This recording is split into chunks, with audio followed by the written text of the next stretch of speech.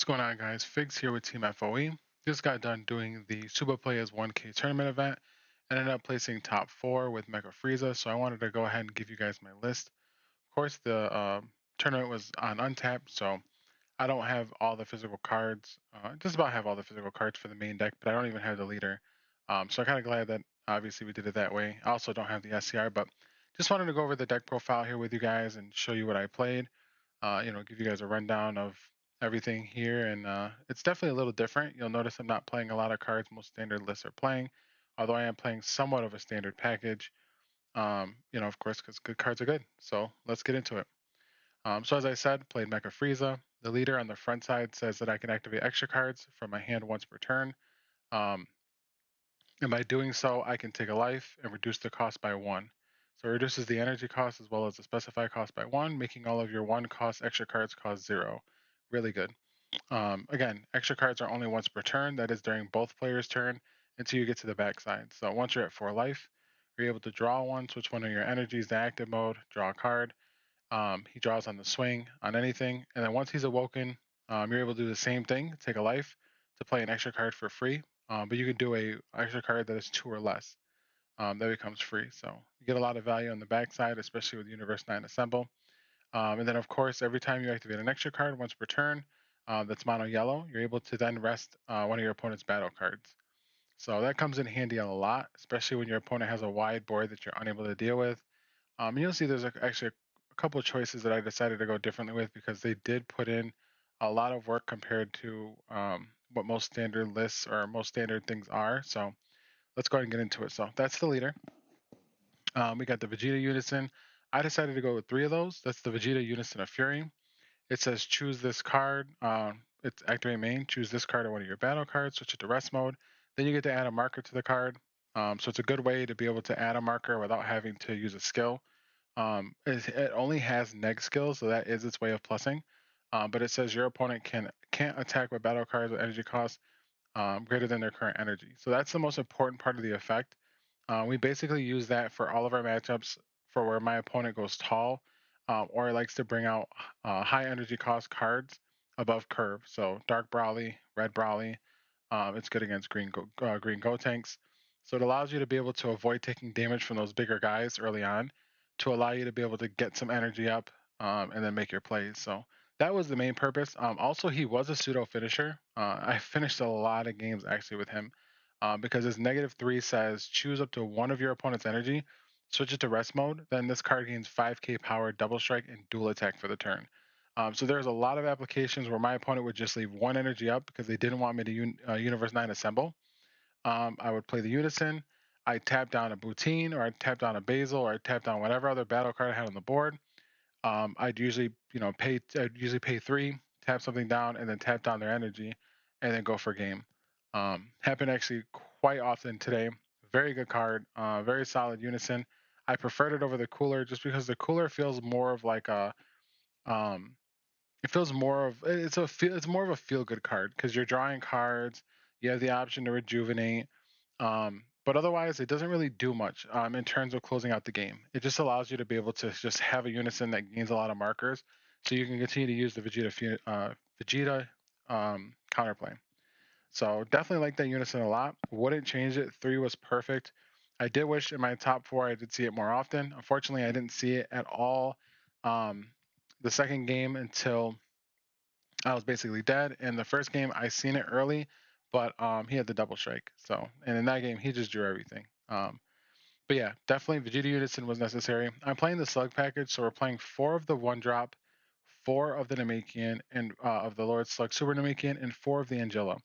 So the reason why I'm playing 4, 4, and 2 is because originally I was testing the build with 4 of the Super Namekian and 3 of the 1-drop. Since the Super Namekian can search out the 1-drop, it made more sense to play more copies of the 4-drop since you're technically playing 7 copies of the 1-drop, or in terms of accessibility. So his effect is you play him, draw, pay 1. You can either choose one of your opponent's battle cards, switch it to rest mode, or you can play a slug from your hand, or a slug's army card from your hand with energy cost of 3 or less by sending them to the drop. So these were our targets for that. They both had different applications, but they both were very, very good. The Namekian, Super Namekian allowed it so that your opponent couldn't draw outside of their leader skills. Super combos were dead. Anyone who played Universe 9 Assemble was dead. Anyone who had Unisons that would draw cards were dead. It was very hard to establish this card sometimes, but when you did, your opponent generally couldn't just take it off the board because if they try to swing with their leader, they have to commit to it. So that's the only thing. And a lot of times people just try to ignore it and play around it. But especially when you're going for game and your opponent can't draw for their super combos, it definitely puts in a lot of pressure. The Angela was actually a really good card. Unfortunately, I didn't get a lot of play out of it today. There never really was a fitting time to play it. Although to be fair, most of my matches were against the mirror. I had 3 matches that were against the mirror today. So a lot of times this card just doesn't do what it needs to just because it's a very easy card to get tapped out by Giant Ball or anything else. Although if you are able to resolve its effect, it's very strong. Bond 2, if your opponent has 4 or more cards in rest mode, when this card attacks, your opponent chooses 2 of their cards in rest mode, and the chosen cards can't be switched to active mode until the start of your next turn. Very solid. So a lot of times you'll realize that most standard red decks, they generally go turn 2 Unison, so they'll have 2 energy tapped, Unison tapped off the swing, and the leader tapped off the swing. This allows you to be able to then take advantage of that. So not only are you able to play your Universe 9 Assemble, you're also able to play this. You're able to keep them from either restanding their leader, their Unison, or an energy, which is really, really solid. It really just slows them down, stops them from being able to progress their game state because they either have to keep their energy tapped or their Unison or leader tapped. So very strong card when you're able to resolve it. And the Namekian, as I said, just doesn't allow your opponent to draw, and it has the ability to play out the 1-drop. So that's why we played it as we did. But 4-4-2 was very good. Angela, like I said, against if I played more than just Mecha, I probably would be a lot more decent. It's not great in the Mecha matchup, which is why it's a 2 of, but it definitely still does put in work. So Giant Ball, everyone knows what this does. I decided to go with 3 over the Tyrannical Blow because I wasn't so scared of Red Brawly, to be honest. But I wanted something to be able to trigger my Bergamo most of the time and help me put Poutine into play. So, and this says whenever your opponent plays a battle card, you can choose it, switch it to rest mode, draw a card. Basil, obviously self-explanatory. You can only have 1 copy, draw a card. He gains 15k power and dual attack to the end of the next turn while your opponent has 5 or more cards tapped. So he's definitely one of your more aggressive cards. You're really looking to do this, especially when your opponent's tapped out, because you're guaranteed to get 2 cards out of their hand. So very, very strong 1-drop. I played 3 of it because obviously you can only have 1 on the board. 4 Vegeta Final Flash, very important card. Stops your opponent from being able to kill you, but also allows you to be able to kill your opponent. This card gave me so much combo power. It was utterly ridiculous. There's times where I'd go into my turn knowing I was going to kill my opponent, and I would use whatever life I could for Universe 9 Assemble, and then I'd use the rest for my Vegeta's Final Flash to kill them. So very solid card. Played 4 of it. For those who don't know, if all your energy is yellow, 15k power to a battle card or leader, just for the battle. Excuse me. And then when you play it, you can choose one of your opponent's battle cards and ignoring barrier and negate all of its skills. So very solid card. A lot of different applications, especially with the leader being able to allow you to negate something, removing barrier, and then being able to tap it down. So barrier blockers were never a problem in this matchup. 4 flying Nibis. I was playing 3 originally. Still feel like 4 is a lot, but 4 is nice, especially when you're going against the more aggro decks. I just like being able to get to my damage step sometimes because I am playing 4 as a mouse with super combo. But it's definitely necessary. 1 Cold Bloodlust. Actually, this card's super underperformed. After talking with Marquise McKinney, one of my teammates, it was just we definitely came to the agreement, and more so, he kind of brings this to my attention. This card felt very, very dead. Everything that my opponent plays generally has deflect. I feel like the only time I'd ever want to play this is if my opponent tried to Bergamo me. Otherwise, like in most matchups, this card doesn't really do much, honestly. It is nice to be able to negate your opponent's skills, but unfortunately, because a lot of the cards are free, you never really know when to play this card because all the cards right now in the meta just seem to have these curves that are really hard to just get around. Like Red Brawly is the only one because it has conditions like swap, whereas every other deck, like most of the cards and how you play them are free. So this card felt really weird. Glad it's a 1 of. Low key almost took it out, but I think it's necessary. 4 of the Zamasu super combo, obviously self-explanatory. You used it mainly to trigger off your Bergamos for defensive purposes, things of that nature. I went with 2 Supreme East Kai, of course, the double striker. I went with 2 because I want to be able to finish my opponent with my leader as often as possible, or at least with a Unison. So having the double strike just ensured that I seen it, and then I was also able to close the game with my Unison. So if I was playing against the mirror, my opponent couldn't Vegeta's final flash or anything like that. 4 of the Universe 9 Assemble, the bread and butter of the deck. Honestly, if you don't see this card, you don't generate as much value out of the leader like you're supposed to. 100%. There were so many games where I lost because I did have quite a few game threes where I lost because I didn't see more than one copy of this card. Or if I seen it, I was only able to get the draw 2 and didn't get to play something. So it definitely did slow me down. Card is super, super solid in this deck. As we get more support, I think this card will continue to be very solid, especially in the next set. They're giving us more support or targets for this card that are definitely going to be able to change the structure of how this deck is built. So definitely, definitely wait on it and see what creativity comes. But for those who don't know, you draw 2 cards.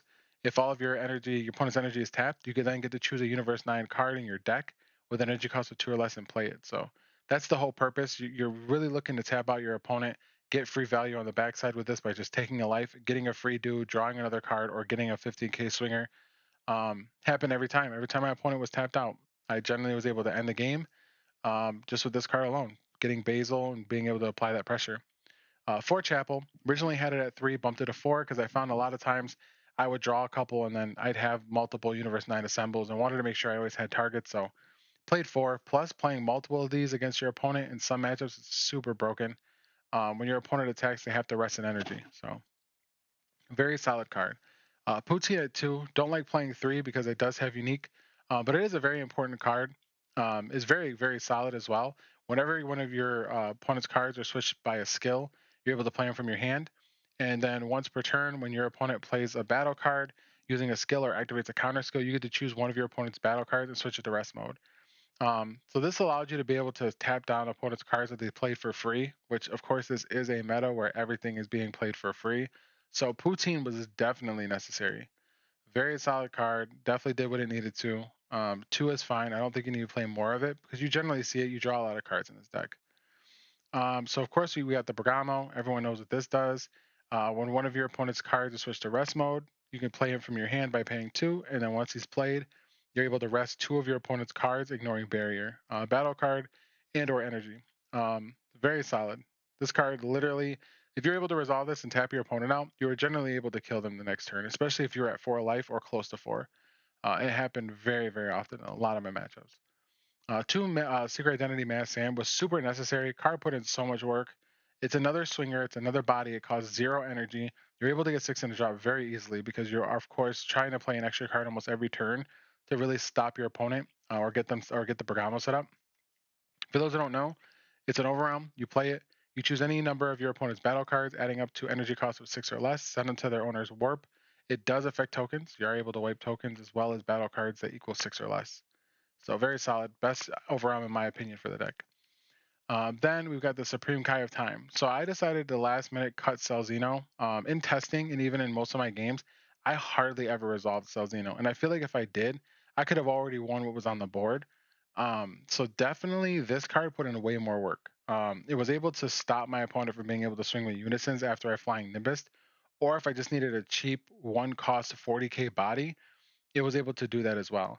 It was very solid. I actually played a Whis matchup where I won the game because I was able to put this on the board after he had like 5 guys on board plus Unison. So this card definitely put in a lot of work. Best SCR in my opinion for a deck like this because you're looking to really play cards low to the ground. And I know Celzino's free, but having to stack up to 12 sometimes can be very difficult in a meta where everyone kind of has the ability to control what you have on board. Um, but that's pretty much the main board. I liked it a lot. Like I said, the only change I feel like maybe the slug package might change some of the ratios. I still want to play Angela. I think it's a very solid card. I just think that it's tough against the mirror, so it's probably less playable because of the mirror.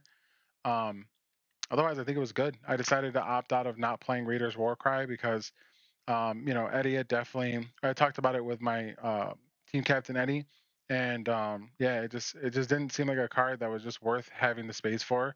It costs 2 to combo. It is a body, a 20k double strike, but most of the time, your 2 energy is better left spent on the slug package, where you're able to really just stop your opponent from gaining any progression. or being able to just Bergamo them and then kill them the next turn. So no readers war cry at all on the build, but definitely very solid all around. All of my Mecha matchups were not very difficult. Generally, it just came down to making sure that I drew my Bergamos, had well-timed sequencing, but otherwise, very, very solid. So we'll go over the sideboard real quick. Nothing amazing. Had 2 changing history, Sun Gohan. That's mainly for the blue matchup, of course. 2 Namekian Might, Super Namekian Might. That's actually for the VJX matchup. But when they swing at their leader, you're able to negate the attack, pitch a card, and negate their Unison. So if they try to, give their Unison double strike, they go for the leader swing. They think that because their leader is swinging, the Unison's unresponsive. Boom, you negate the attack, and then their Unison is negated and no longer being able to do any damage, but 1. So very strong. Tyrannical Blow. It's still in there for the Red Brawley matchup. I just didn't want it in the main board because it doesn't really affect a lot of other decks. It's kind of good in the mirror, but it's still subpar nonetheless. And a lot of other decks are above curve on this card. 3 or less is just not big enough. Honestly, it's just not. 2 Planet Vegeta was to help me search any of my side cards. So if I was playing as blue, if I wanted to side in the baby Vegeta or the Goku, it was almost like playing an additional slot for that card. It definitely did help, especially when I was playing the Sun Goku. I see this turn 1, I search the Goku, and easy thinning. So definitely was nice. I think I probably won't do this unless I play more Sands next time, but definitely worth it nonetheless. Release for Evil, of course, that's in there for the Gohan matchup. Very good card. Stops Gohan, Green Gohan from killing you too early. And then, of course, it is actually very good against other decks that do have effects that they would normally try to take advantage of during your turn or their turn. So if you know that Dark Brawley is going to kill you, you can stop them from comboing away their guys. If you know that Red King Piccolo is going to awaken, you can stop them from awakening on their turn and force it during your turn. Or you can stop them from being able to combo if their only swing left is a leader. So it's definitely situational, but it definitely does help being able to negate the leader sometimes. Even in the Mecha matchup, I mean, I wanted to side it in. It's kind of scary, but if they swing at their leader first and you release from evil, then they can't the rest of the turn play free Universe 9 assembles. So you're freely able to tap out knowing that they're going to have to spend energy to play those cards. So this is definitely a very strong card in this deck. I think it has very good applications. You just have to really find them and make good use of it. Baby Vegeta was very good. I unfortunately didn't get decided as much as I wanted to because my package is so tight knit and there's so many important cards in the deck. It was really hard to find room for this. This is for basically the mirror when your opponent's playing the slug package. You pay 3 and you're able to pitch cards to basically deal with your opponent's board. Very good because you're able to not only set up your overall, but you're also able to deal with your opponent's board without having to swing. So once you play this, if they have no respond, you're able to just do whatever you need to do without having to trigger any effects. The MVP of the deck, of the side deck, is the Sun Goku Absolute Annihilation. Very strong card. Um, especially in the mirror, you put this on the board, your opponent's not able to tap out. They're not able to leave themselves at 1. If they get tapped out by Bergamo, they lose because they can't use any extra cards. Not even Vegeta's Final Flash in order to keep them, from dying. So this card definitely put in a lot of work, especially in the mirror. It is very strong. I'd even consider mainboarding even just 1, just because of the idea that like there are certain decks that do play heavy counters or heavy extra cards. So being able to have access to this just means that your opponent just has to be really smart about how they spend their energy. But there are outs to this, especially in the mirror. You just got to know how to sequence around it. Otherwise, that was the list. I definitely had fun playing this. Playing this today. It was very, very good deck. Very strong. The leader's super strong. The leader's very strong with the Universe 9 Assemble. And as I said, as we continue to get more support, it's only going to get stronger. Otherwise, I appreciate all the games that I had with everyone today. It was definitely a pleasure. Hopefully, I can perform a little better. In my top 8 match, or top 4 match, I was just kind of rushing it through it. I didn't realize it was already 10:30, and I had to get the kids to bed and things like that. So I was just kind of rushing through the match, just trying to hurry up and get it done. But definitely a pleasure, man. It was definitely very good games, and I'm glad that I was able to showcase this deck the way that I did. It has a lot of value, and I think it'll continue to be strong. So definitely enjoy you guys checking out this deck profile. Take it easy. Shout out to Team FOE, XPPG, and continue to check out our videos here on YouTube.